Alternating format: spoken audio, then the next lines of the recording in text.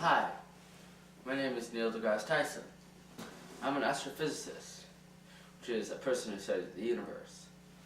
I love science, but it wasn't always space and stars. I used to want to be a Major League Baseball star, but here is how I started my love for the stars. Real stars, like the sun here. I was born on October 5th, 1958, in the Bronx, New York. When I was 9 years old, I took a trip to the Hayden Planetarium and it changed my life forever. And here is a picture of the Hayden Planetarium. When I looked at the night sky at that planetarium, I saw millions upon millions of stars. Something inside me sparked. I became a star lover.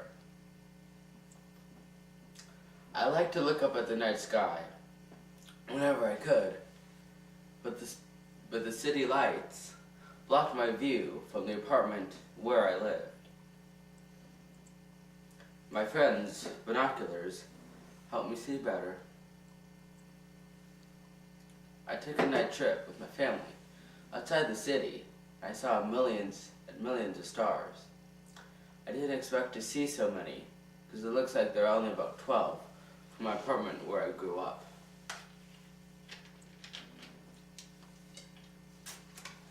That is the day I decided I was going to be an astrophysicist.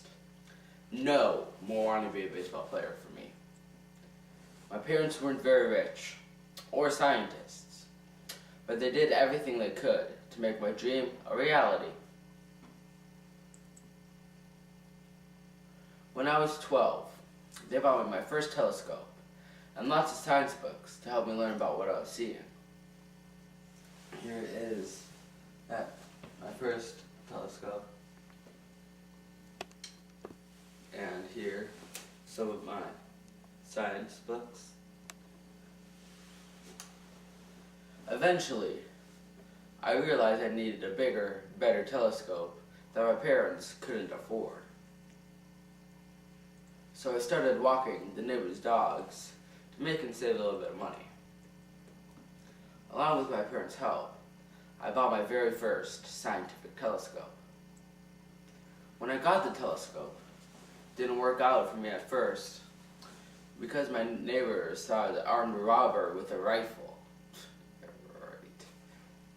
So many nights they called the cops on me, but I solved the problem myself by offering the cops a view from my telescope, pointing out my favorite planet, Saturn. Here is Saturn.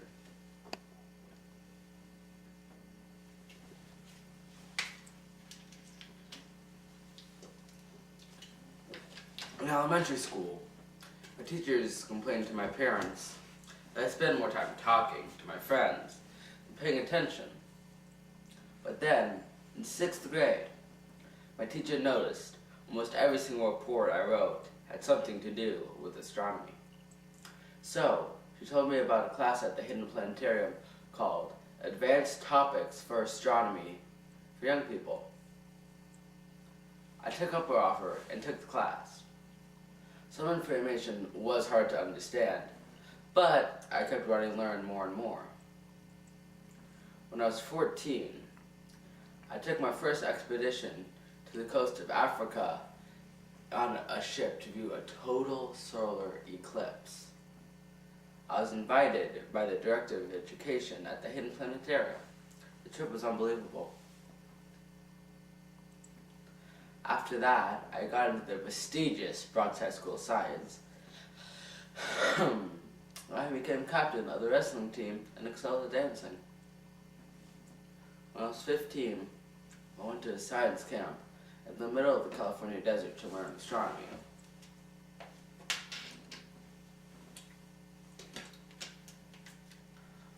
I had a good camera that helped me take pictures of the night sky.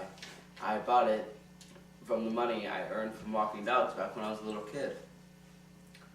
After I got back, I gave my first ever public talk in front of 50 adults at the City College of New York. I wasn't nervous at all. And After that talk, my only goal was to be an astrophysicist. I had a lot of support in those days, but I also had to deal with some racism, even from my friends. They said a career as a professional athlete or a leader in the African American community would be a better goal. I ignored them, thinking they're just trying to stop me from achieving my goal. When I was a senior in high school, I was thinking about colleges. A famous astronomer named Carl Sagan invited me to tour Cornell, which was a good school, but Harvard was better. I chose Harvard. In college, I studied physics. I was also on the wrestling and dance teams. After college, I got a job here at the Hayden Planetarium. This is my office, and eventually rose to become its director. One day, I appeared as a guest on a TV show to talk about the day's news about a solar flare. When I saw myself on TV, I was surprised. I had never seen an African American being interviewed about something that had nothing to do with being black. I made it my mission to tell people about science. Who wouldn't want to learn about such a beautiful subject? In the year 2000, when the planetarium was being renovated, I met with other scientists to talk about the solar system display. We decided to keep Pluto out of the solar system model. Why? Because it's more in common with other icy objects than it does with other planets. See, here is Pluto. And here is my favorite planet, Saturn. Here is Pluto compared to Saturn.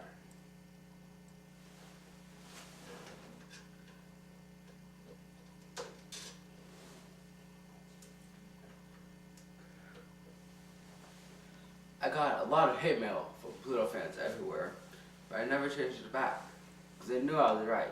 I had the scientific evidence.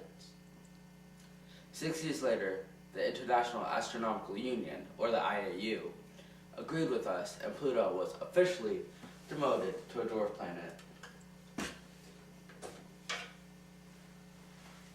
No one can explain science like me.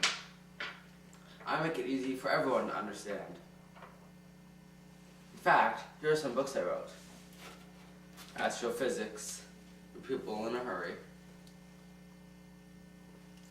Man, I love that cover. Okay.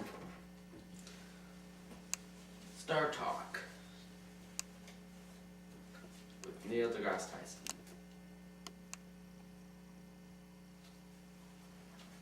And Space Chronicles. And here is a picture of me on the back of Space Chronicles.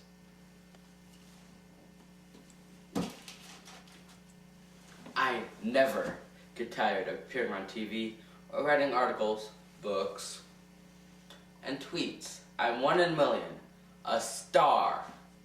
Thank you for your time.